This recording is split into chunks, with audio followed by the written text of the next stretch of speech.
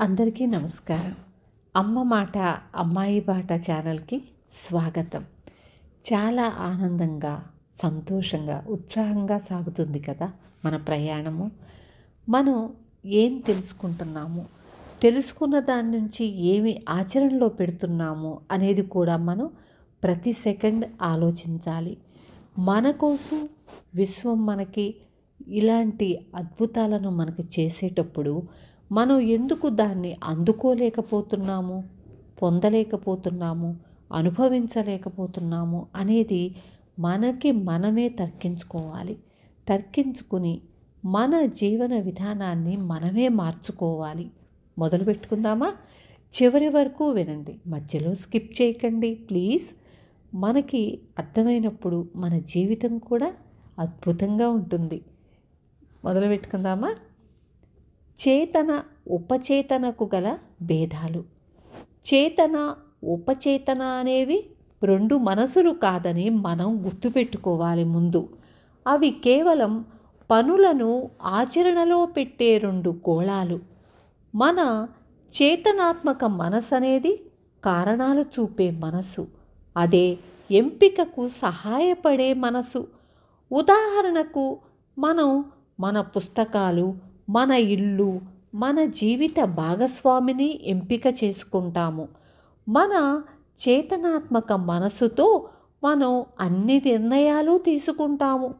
మరోవైపున చేతనాత్మకంగా ఎంపిక చేసే ప్రమేయం ఏదీ లేకుండానే మన హృదయం యాంత్రికంగా తన పని తాను చేసుకుపోతూ ఉంటుంది. జీర్ణమవ్వడం, ప్రసరణ, శ్వాసించుకోవడం వంటి ప్రక్రియలన్నీ ఉపచేతన మనసు ద్వారా, అంటే సబ్కాన్షియస్ మైండ్ ద్వారా చేతనాత్మక నియంత్రణ ప్రమేయం లేకుండా కొనసాగింపబడుతూ ఉంటాయి. మన ఉపచేతన మనస్సు తనకు నచ్చిన దాన్ని లేదా మనం మనస్ఫూర్తిగా నమ్మిన దాన్ని అంగీకరిస్తుంది. మన చేతనాత్మక మనసులాగా అది కారణాలను పట్టించుకోదు.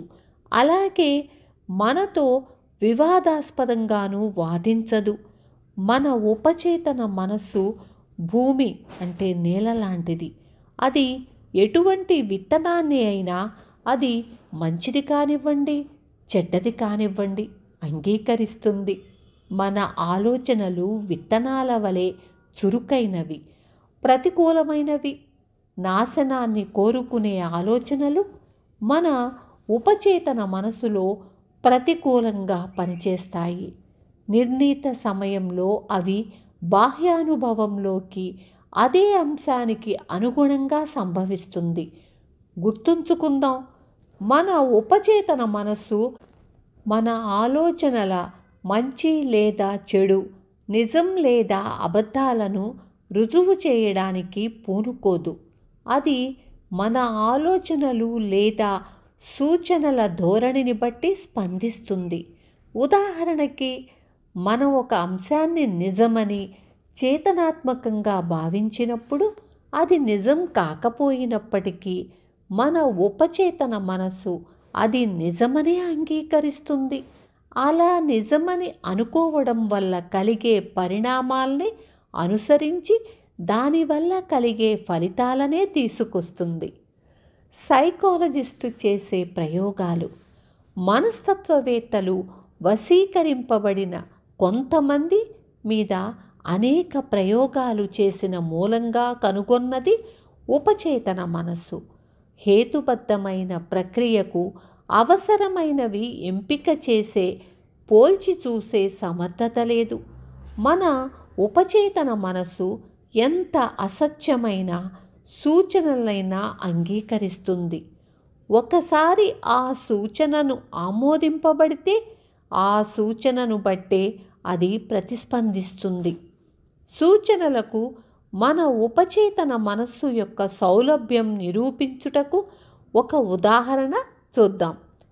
ప్రాక్టీస్ చేస్తున్న ఒక హిప్నాటిస్ట్ తనకింత పనిచేసేవానితో అతను నెపోలియన్ బోనాపార్టే అనో, లేదా ఒక పిల్లి అనో, లేదా ఒక కుక్క అనో సూచిస్తే అప్పుడతడు తన పాత్రకు అసమానమైన ప్రదర్శననిస్తాడు. తాత్కాలికంగా అతని స్వాభావిక లక్షణం మారిపోతుంది. హిప్నాటిస్ట్ తాను ఏమని చెప్పినా అతను ఆ మాటలను విశ్వసిస్తాడు. నిపుణుడైన హిప్నాటిస్టు వశీకరింపబడిన తన విద్యార్థులలో ఒకరితో తన వీపు దురద పెడుతూ ఉందని, మరొకరితో ముక్కులో నుంచి రక్తం కారుతుందని, ఇంకొకరితో తాను పాలరాతి బొమ్మగా, మరొకరితో ఉష్ణోగ్రత 0 కన్నా తక్కువగా ఉంది, తాను చలితో బిగుసుకుపోయానని సూచించాడు. ఆ మాటలన్నీ విని ఒక్కొక్కరు తమకు ఏది సూచింపబడినదో అది చుట్టూ ఉన్న స్థితిగతులేవి పట్టించుకోకుండా చెప్పినట్లు చేస్తూ ఉంటారు. ఈ వివరణ వల్ల మన చేతనాత్మక, కారణాత్మక మనసుకు, ఉపచేతన మనసుకు గల భేదం ఏమిటో అర్థమవుతుంది.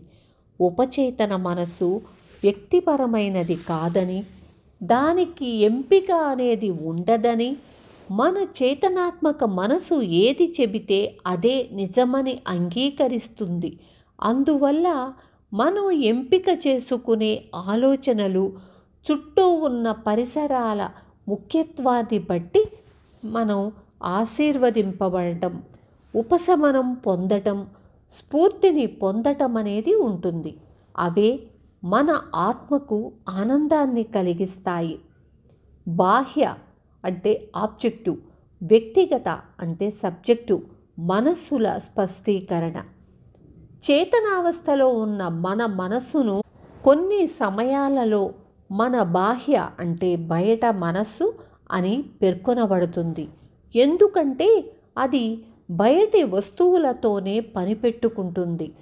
చేతనాత్మక మనస్సు మనకున్న పంచేంద్రియాల మాధ్యమంగా బయట ప్రపంచాన్ని పరిశీలిస్తూ ఉంటుంది.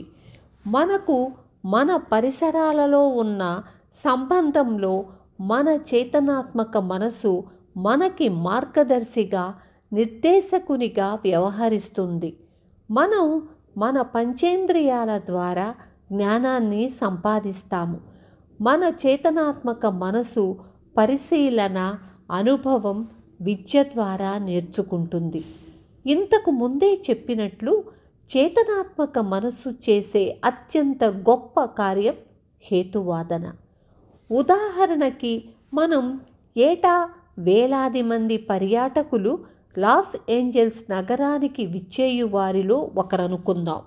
అక్కడున్న చక్కటి ఉద్యానవనములు, పెద్ద పెద్ద భవంతులు, అందమైన గృహాలను చూసి ముగ్ధ మనోహరమైన ఆ నగరాన్ని ఓ అందమైన నగరమని ఓ తీర్మానానికి వస్తాము.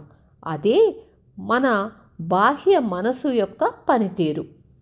మన ఉపచేతన మనసు తరచూ మన వ్యక్తిగత మనసు అని అంటూ ఉంటారు.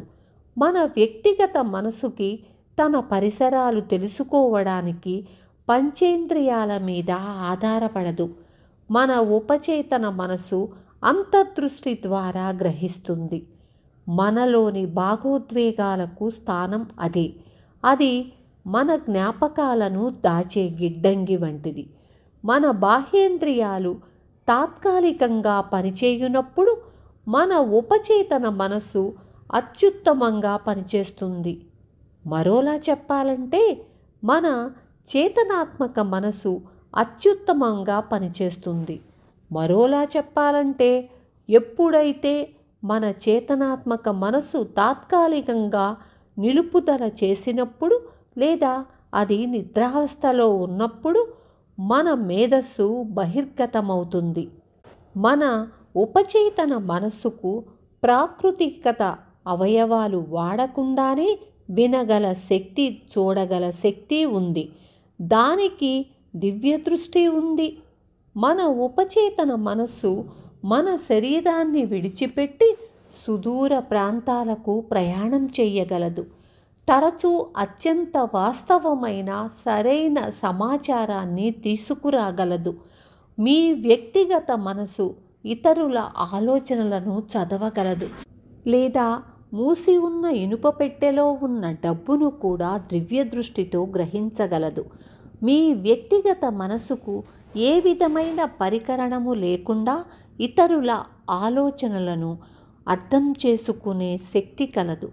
ఒకసారి మనసుకు బాహ్యమైన మనసు, వ్యక్తిగత మనసుల పరస్పర క్రియలు అర్థమయ్యాక ప్రార్థన యొక్క నిజమైన కళను నేర్చుకోవడానికి మరింత మెరుగైన స్థితిలో మనం ఉంటాము.